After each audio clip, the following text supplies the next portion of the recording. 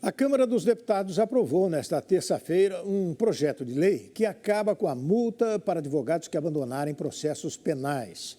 Pela proposta, os advogados vão responder por infração disciplinar, mas na entidade de classe.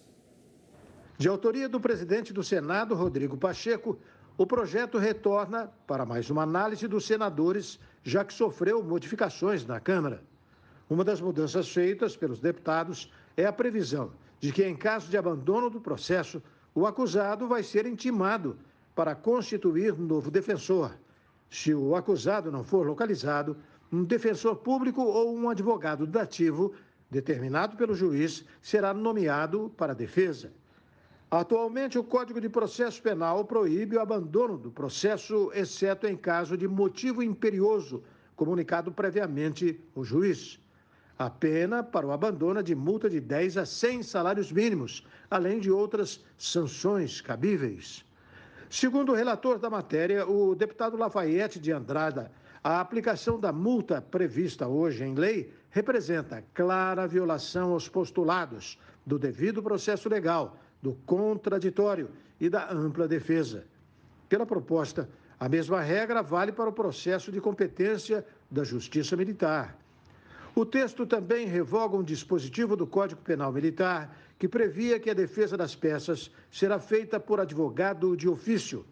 O relator lembrou, em seu parecer, que uma lei complementar de 1994 já transformou os cargos dos advogados de ofício em cargos de defensor público da União. Haja calor, o ano de 2023 teve o mês de outubro mais quente da história. A média em todo o planeta foi de 0,4 grau maior que o recorde anterior, que foi em outubro de 2019. O mês passado foi o outubro mais quente já registrado no planeta, prolongando uma série de 5 recordes mensais consecutivos.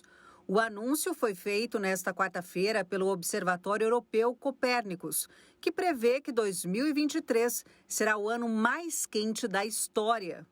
Os novos dados, que na prática são traduzidos em secas e fome, incêndios devastadores ou furacões mais intensos, reforçam os alertas dos cientistas antes da reunião de cúpula do clima COP28 da ONU em Dubai, que começa no fim do mês.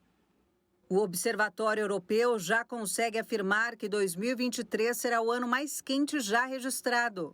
No mês passado, com média de 15,38 na superfície do planeta, o resultado superou em 0,4 o recorde anterior de outubro de 2019. A anomalia é considerada excepcional para as temperaturas mundiais. Desde janeiro, a temperatura média do planeta é a mais quente já registrada para os primeiros 10 meses do ano. Mais do que nunca, 2023 se aproxima do limite emblemático de 1,5 graus estabelecido pelo Acordo de Paris. A COP28 deve apresentar a primeira avaliação oficial desde a adoção da meta e, se possível, as primeiras medidas de correção. A Organização Meteorológica Mundial previu que o limite deve ser superado pela primeira vez no período de 12 meses, nos próximos 5 anos. Atualmente, os cientistas consideram que o aquecimento está na faixa de 1,2 graus, na comparação com a era pré-industrial. Notícias da guerra. Israel continua bombardeando a faixa de Gaza. Do lado palestino, ao menos 10.569 pessoas morreram.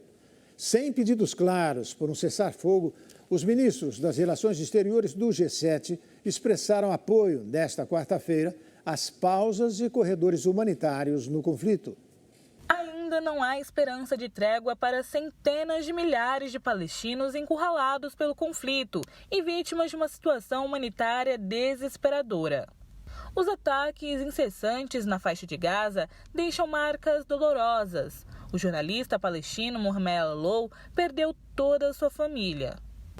أنا أولادي 4 فقدتهم شهداء. أخوتي 4 فقدتهم شهداء.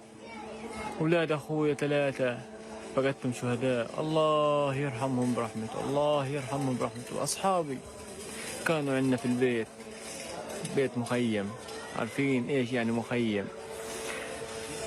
الحمد لله الحمد لله الحمد لله الحمد لله على السراء والضراء. كان عندنا أحلام، أولادي كان عندهم أحلام. No momento, os soldados israelenses estão no coração da cidade de Gaza. Do lado palestino, ao menos 10.569 pessoas morreram nos bombardeios israelenses, segundo o Ministério da Saúde da faixa de Gaza. A maioria das vítimas eram civis, incluindo mais de 4.000 menores de idade. O serviço de comunicação do Hamas anunciou na terça-feira à noite, no Telegram, que vários cemitérios estão lotados e não há mais espaço para enterros. Os ministros das Relações Exteriores do G7 expressaram apoio nesta quarta-feira às pausas e corredores humanitários no conflito entre Israel e o grupo islamita Hamas na faixa de Gaza, mas sem pedidos claros por um cessar-fogo. Os chefes da diplomacia das 7 nações mais industrializadas do planeta também destacaram que o apoio à Ucrânia vai ser mantido, ao mesmo tempo em que pediram que a China não apoie Moscou no conflito. O texto também destaca o direito de Israel a se defender, com base na lei internacional.